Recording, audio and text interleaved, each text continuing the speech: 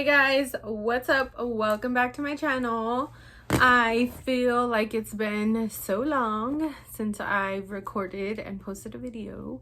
So today is my day off, and since all I've been doing lately is working, and that's all that's been on my mind. New job, new people, not necessarily a new career, but it's been new, so it's been like on my mind, like trying to get my schedule figured out, waking up early, all that kind of stuff. So I was like, you know what, I want to do a video on what I do for a living and what makes my heart happy, and that is I am a CNA. I have been a CNA for almost 9 years. I've worked in nursing home, home care, assisted living, and now a hospital. So those are very different in a whole. What? Those are very different settings for sure. So let's start with how I became a CNA. So I had Janaya. I think Janaya was like a couple years old, and I was like, I have to get a job, I have to work. So I applied at McDonald's, and I was working at McDonald's for I think like 3 months, and I hated it. I hated going there. It was so hard. I wasn't always very confident, and I still am not very confident, but it was hard for me. I was really shy growing up. I didn't like talking to people. So when I was put in a setting where that's all you do is talk to people, oh my gosh, I dreaded it. But anyway, so I was working at McDonald's for 3 months. My boyfriend's Tia worked at an assisted living, and I don't remember how it happened, but I remember her saying like, hey, we're hiring, you should come apply and see what happens. I was like, oh, I'm scared. I've never been in a setting like that before. I don't even have my CNA license. Like, how is this gonna go? But I went to the interview, and the lady hired me on the spot, and they were willing to pay for like my training and stuff. So I wasn't a certified nursing assistant yet. I just had my what was it called, NER or something, which is nursing assistant registered. Like, I was registered, but I wasn't certified. So yeah, I went to my classes, I did my test, I passed all that, and I was certified, and I started working at an assisted living. Assisted living, if you are not familiar with, is they can pretty much do everything on their own depending where you work. So you just assisted living. So yeah, I did that. I also did my clinicals once I actually went to get like my CNA. I wasn't just registered. Once I was certified, I did my clinicals at a nursing home. And a nursing home, they cannot do anything by themselves. You feed, well, I lied. Some people can. Mostly though, you change, you bathe, you feed, you help them get dressed. Everything you do, all the care, it's all on the caregiver.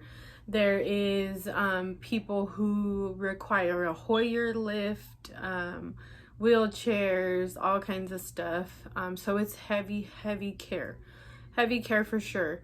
Home care is pretty easy. I enjoyed home care only because it was really laid back. So you go into the what would we call them? Oh, client. You go into the client's home, and you basically clean, cook, assist them with whatever, but it's really different. It's really laid back. It's different because some of your clients live with other people, so you're caring for them, but then like their family, daughters, husbands are there as well. So it's a little different. I didn't do that for too long, only because I was pregnant, and the client that I had, it just didn't work out. So yeah, I've worked in those 3 settings, and then now I work in a hospital. Hospital for sure is my favorite. The elderly people, older people will always have a special place in my heart because I just love them. They're so cute. They're I don't know, I just have a soft spot in my heart for them. I think it's because that's where my journey started, and they're so sweet, and some of them are grumpy, and you get yelled at, you get hit, you get loved. It just depends who it is. But yeah, the elderly people will always have a special place in my heart. So hospital has been my favorite, and I've only been there for a week or two. Only because you get to see all kinds of stuff, all ages, different procedures. You get to help with all kinds of stuff, and I've already experienced so much that I haven't in all the years that I've been a CNA at the hospital. It's definitely not for the weak-hearted or if you have a weak stomach, because you are changing people, wiping people who are not capable of doing that themselves. You deal with all sorts of body fluids, all sorts of smells, all sorts of situations. I've had a couple people pass away right in front of me at the assisted living that I worked at. And then I think the second day that I was at the hospital, a gentleman passed away. And we had to go in and do, his care, clean him up, take his gown off, put a clean gown, lay him flat, and his family was there. And that's always the hard part. You don't really know what to say. You try to make them as comfortable as possible, but with their family member passing away and as they pass away, it's a tough situation. My skin has gotten a lot tougher dealing with situations like that.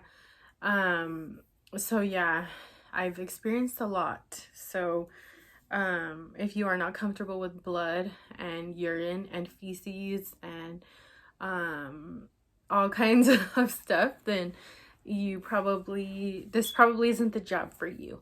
I'm not always okay with it either, but I always turn it around. Like, that could be me one day, that could be my mom, that could be my grandpa, that could be my daughter, anything. And it makes it easier, and it makes me want to give better care because I know that they belong to someone. That's someone's dad, that's someone's mom, that's someone's daughter, and I want them to be as comfortable as possible, as clean as I can, make them, as comfortable as I can make them while they're in my care. Which brings me to my next point. If you are not taking care of yourself as a CNA, you will not give good care, basically, because it's a lot emotionally and physically. I'm on my feet the whole time I'm at work. I'm back and forth and back and forth. And I remember at the beginning of my journey, why do I keep calling it that? At the beginning, when I first got my CNA, I was young, obviously, and I would go to bed like 3 hours before I had to get up in the morning for work. And there was times when I was hungover, and I would be like in the bathroom throwing up, and then I'll have to go and cook for someone and change someone and give someone a shower, and I was like freaking exhausted, and it wasn't a good situation. I still stay up late. I still, I don't eat right. When I'm stressed, I don't eat the best things. But I have learned through the years that if I'm not taking care of myself emotionally and physically, I will not give the best care.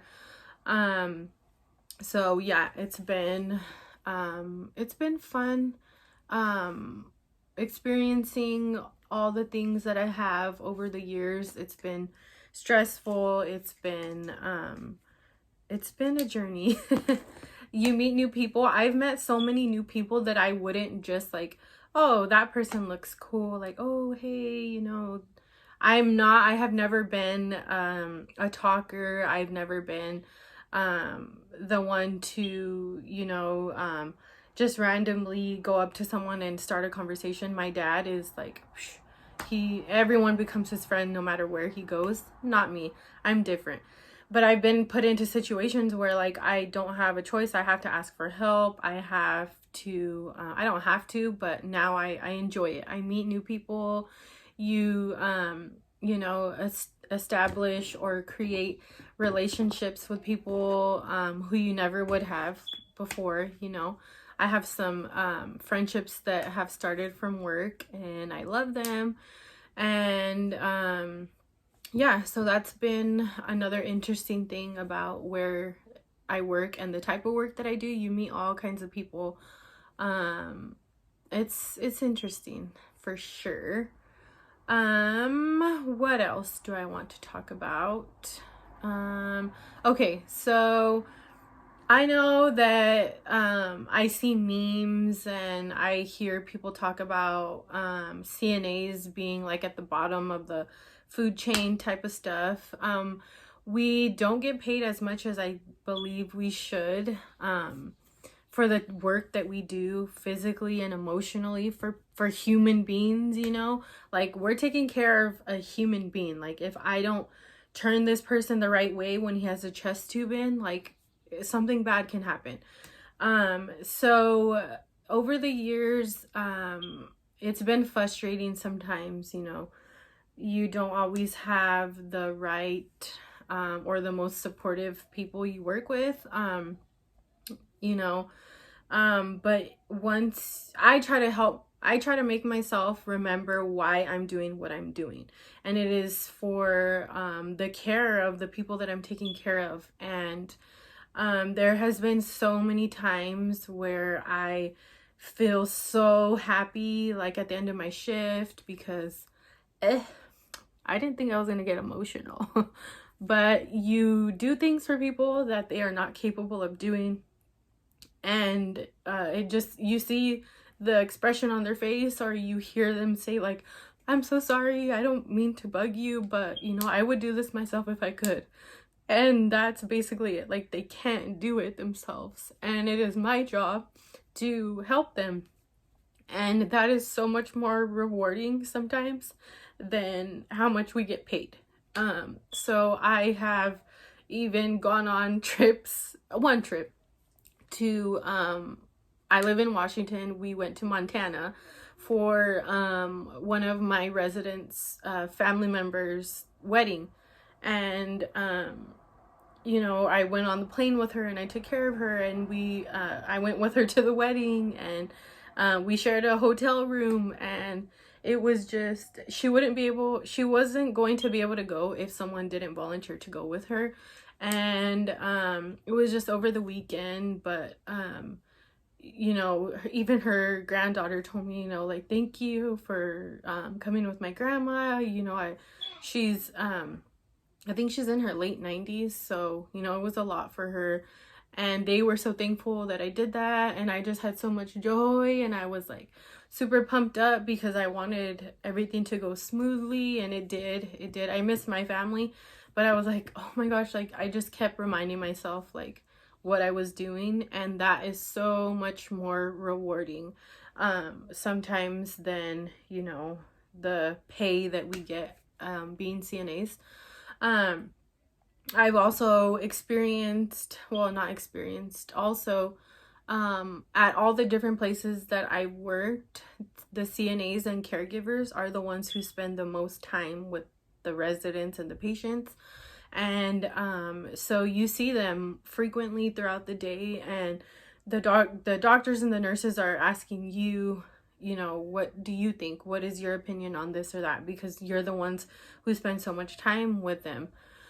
So that is something that has kept me in the field that I am in right now. We will see what the next chapter is for me. I love the medical field. Like, I don't know what my next step is, only because I'm afraid. That's all. I'm afraid that I'm not going to succeed if I do try to be a nurse. But try to be a nurse? Yeah, if I go to school to try to be a nurse, I'm afraid of it. My eyelash is coming off. So yeah, I've also had conversations with my mom. My mom worked at the hospital she was doing 12-hour shifts. My poor mom. Now I understand what she was going through. But my mom always, I think that's where it came from. Like, I remember my mom working with people with disabilities, and like I used to be afraid of them, like when I first would see them. But then I was like always interested too, like, you know, in what she was doing. And one of my tias, my Aunt Deb, she's also a CNA, and so every time, you know, the holidays and stuff, I always like to talk with her about you know, her patients, and she's been doing it a long time too. And her stories when she's like, oh yeah, I took him a bath and I lotioned him up and I powdered him up and I combed their hair. And we share like that little connection because we both understand. And I think this year we had a conversation and we were both like, yeah, we're done. We can't do this anymore. Like, this is a lot of work. So yeah, it's nice to have like that connection and people in my family who understand. But yeah, so I am a CNA. And that is my journey. That is what I do for a living. So yeah, that is what I do for a living. I am a CNA. I love it. I love everything about it. Even the days that suck and are super hard physically and emotionally, the next day I'm ready to go. Like I said, if you're not taking care of yourself physically and emotionally, it does fall into your work. And that there's pros and cons to everything, obviously. But yeah, I just wanted to share with you guys a couple of things that that I do in my everyday workload. So yeah, thank you guys for watching today's video. I hope you enjoyed it. Don't forget to like, comment, and subscribe before you leave. I love you guys so much, and I hope that you guys have a good rest of the day.